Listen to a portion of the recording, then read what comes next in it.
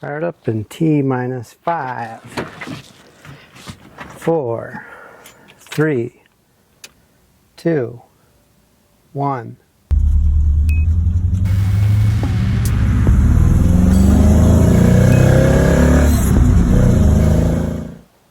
What is it that I have been up to? Let's see, I installed the computer right there. I ran some wires through the back. These are the fuel pump wires. And that is a problem that I hopefully can fix. Dang it, didn't see that. I also, I'm not even done yet. Those are just dangling, but I just finished wiring the fuel pump following these directions. Now I get to go test. Oh, and I tested ground with the gas tank and it is connected. And now what I am going to do is test to see if the fuel pump runs. Painless has this little tag that you can test the fuel pump with. And I just hooked up my negative post. And I think the best way to do this... Wait a minute, what is the best way to do this? The best way to do this is to maybe listen. So I hooked up that alligator clip there. And after that Harley gets away from us, I can theoretically put this on the positive post. And I should be able to, let's see, that's grounded to the chassis. It's grounded back there. I should be able to hear the fuel pump. So we got to listen for a fuel pump, which is hard to do because there's so many cars on this road. So let him go by. Make sure I don't get electrocuted. It's quiet, now listen.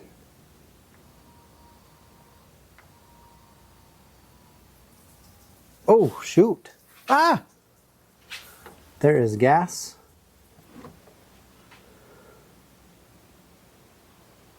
Holy cow. Where'd that come from? Ooh, that's dangerous. So the fuel pump works.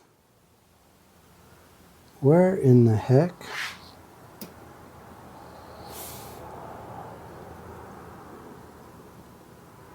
Oh, it looks like it's just spraying.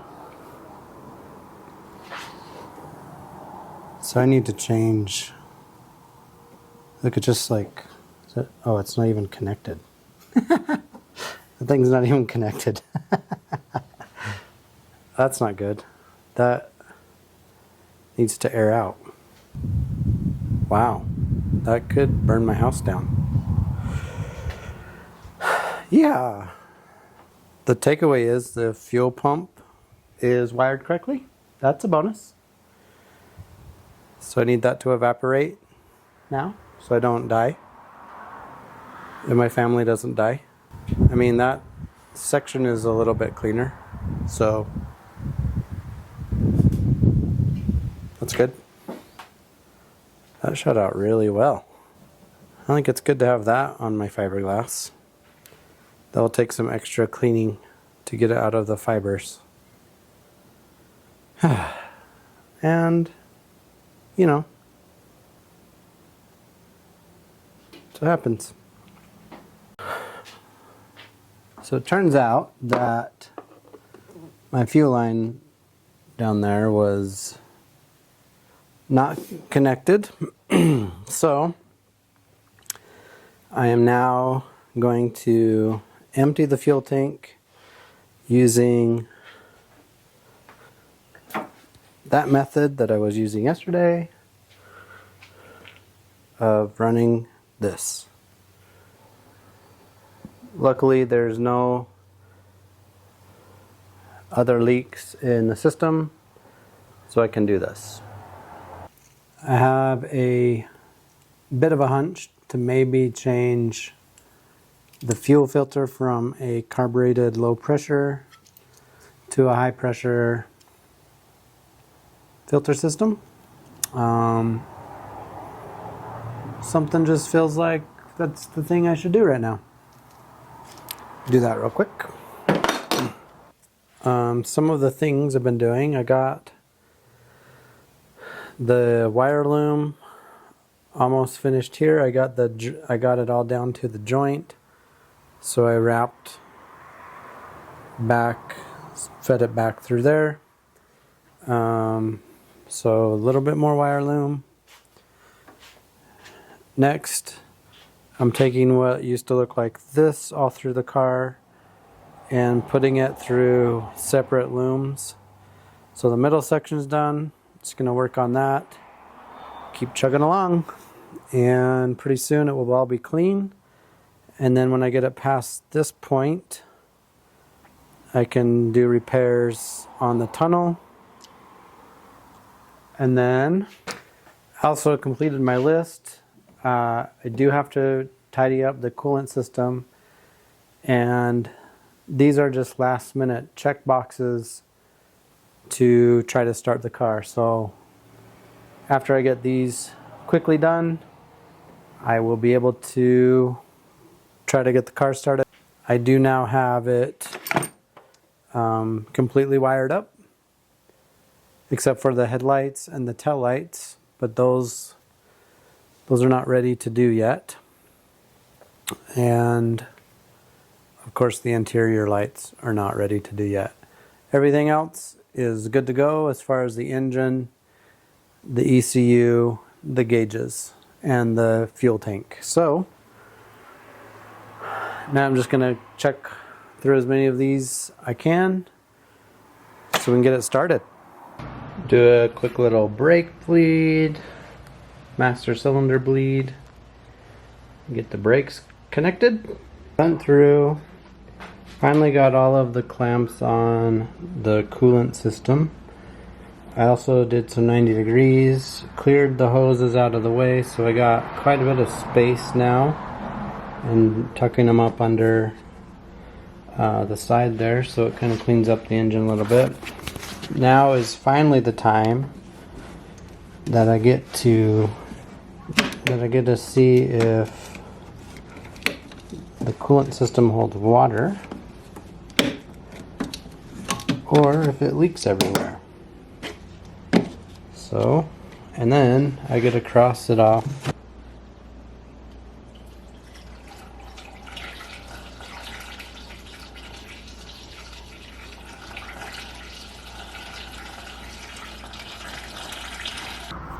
Not much brings me more joy than this.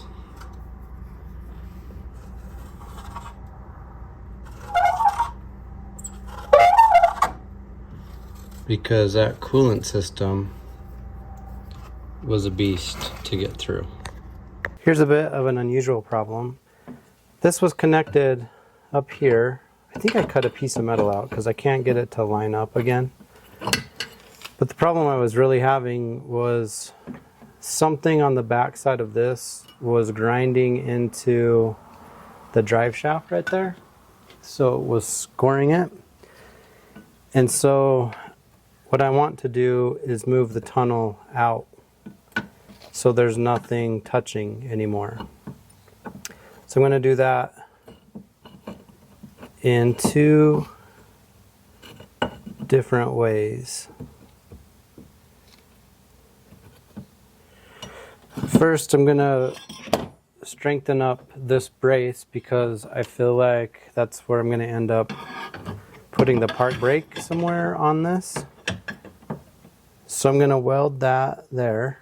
I even made a little dimple for it to be a little bit more precise. And then I will weld this onto that piece in some fashion. And if I get it right, that will provide protection for the drive shaft. So I wanted something just like right there. And then if the straps break, it will provide protection for me and the passenger against the drive shaft.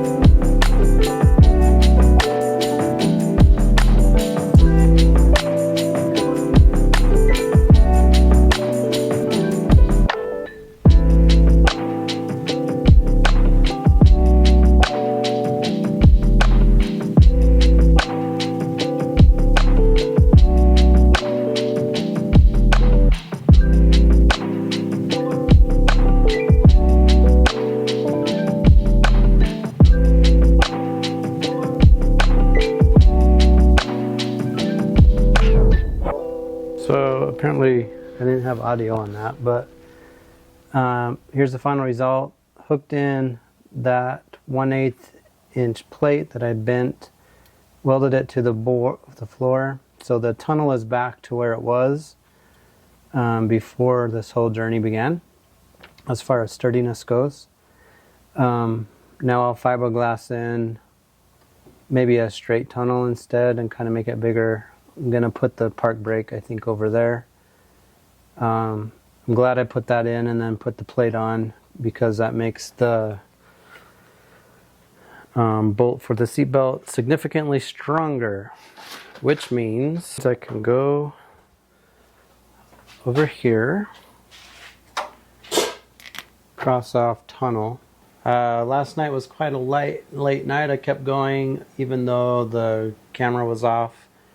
I'll just run through what I got wrapped up. I've been waiting all day today. Today was a long day at work, just watching the clock so I could get home and wrap this up and maybe try to start it today in the next few minutes. So I'll show you what I wrapped up.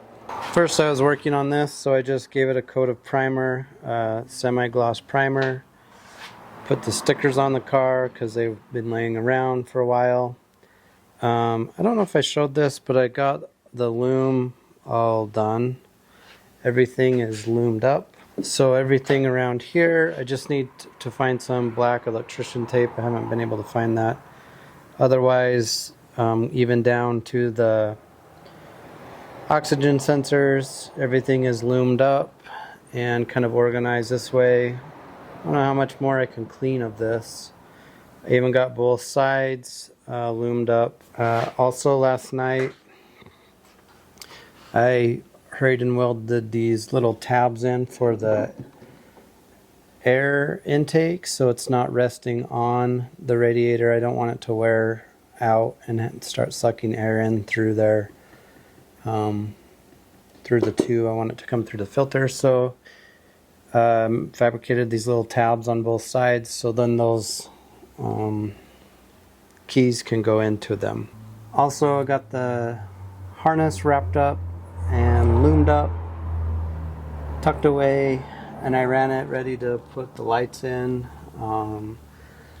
Another thing I did was make a janky. So I made this exhaust pipe, but I'm not going to use this. I want to use stainless steel. So this is just for starting purposes.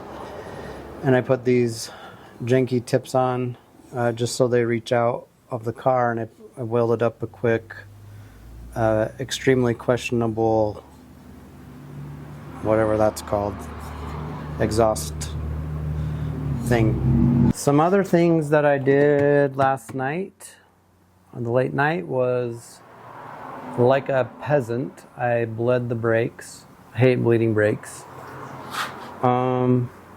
And I kind of checked things over. I do have a power steering leak, so that's good.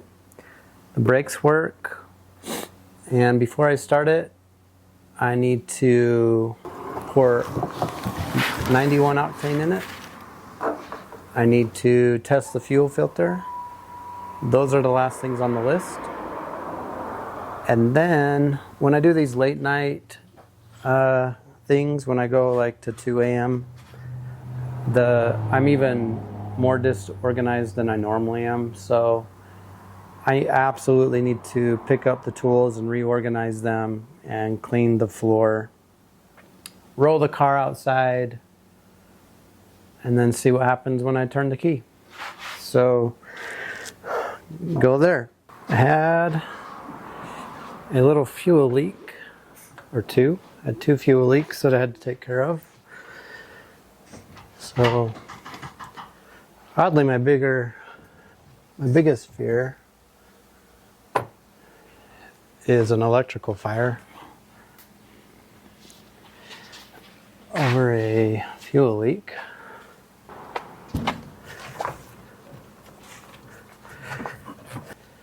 So I'm going to put it out here where my house won't catch on fire.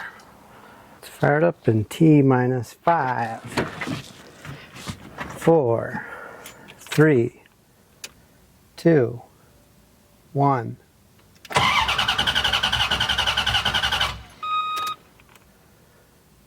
5, 4, 3.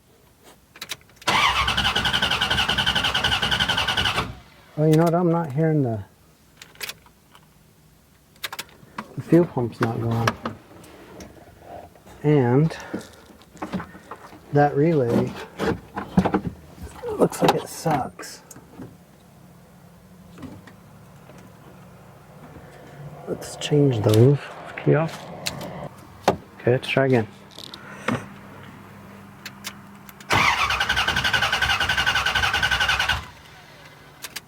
I should be hearing the fuel pump, and I'm not. Why is that? I do smell. Forgot I had gauges. My fuel pump's not working. That's a problem. So I didn't have any power. And I checked the wires. Key is off, yeah. Now I'm gonna try again. And see if anything changes. I don't know. My engine light should come on, so I don't know if that's the problem. I didn't have a fuse in. There's the engine light. There's the fuel pump.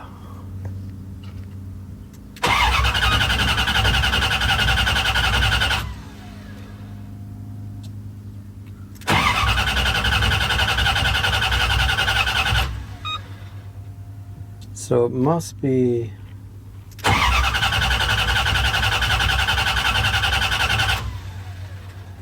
so I still have a problem because it's supposed to go off when it cranks. I think it's supposed to go off when it starts.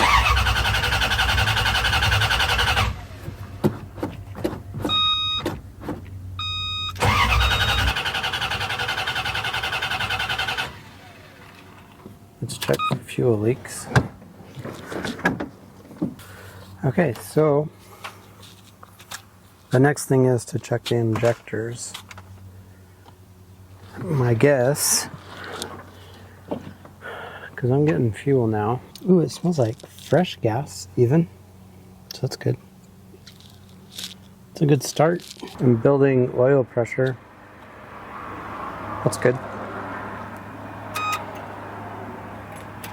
And my fuel gauge works. So I mean, there's a lot of positives to take away from this. Time to clean the fuel injectors, I think. I think that's the next stage. So close. But yet, not close enough. I can smell gas. Gas is not the problem. Gas is not the problem. Clean the injectors and go from there. The positive of this is that yellow C4 taught me just a car, and I will be able to figure it out. That's how I feel about this. Some takeaway positives would be, let's see, I took care of some fuel leaks, big deal. It didn't have an electrical fire, giant deal in my mind, at least. I think I kind of assumed the injectors were going to be garbage.